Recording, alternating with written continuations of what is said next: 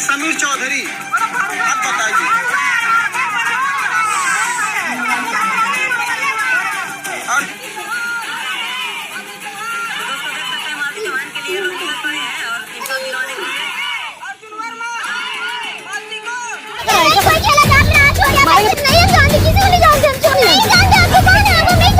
अभी अभी राधिका मालती चौहान के बेटा को लेकर भाग रहा था नेपाल, तो बॉर्डर पर पुलिस पकड़ लिया।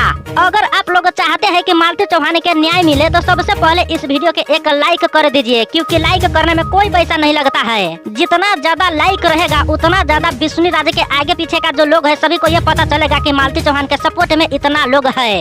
इसलिए इस वीडियो को बस एक लाइक कर दीजिए। विष्णु राज पूरा प्लान बता दिया राधिका को कि तू मेरा बेटा को लेकर नेपाल भागो, मैं जल्दी से आऊंगा।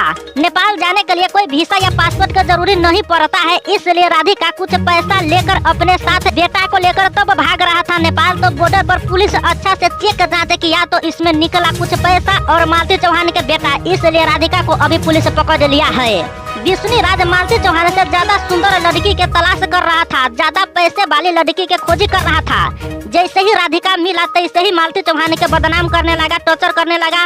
इससे भी उसका रास्ता खाली नहीं हुआ तो अभी मालती चौहान के ऊपर पहुंचाकर राधिका के साथ अच्छा जिंदगी जीने के लिए नेपाल भाग रहा था, तब इसे बॉर्डर पर पुलिस पकड़ लिया है।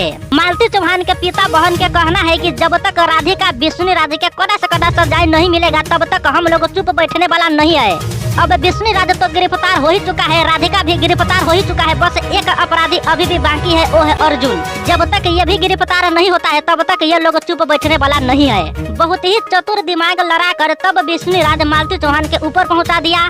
फिर राधिका का पूरा प्लान बता दिया कि मैं इधर सारा काम निपटा कर नेपाल आऊंगा, तुम जल्दी से जल्दी भाग जाओ। मगर कानून से कहाँ बच सकता है, अब राधिका भी पकड़ा चुका है, विष्णु राज तो पकड़ा ही चुका है। इनके ऊपर क्या कानूनी कार्रवाई होता है ये अब आगे पता चलेगा।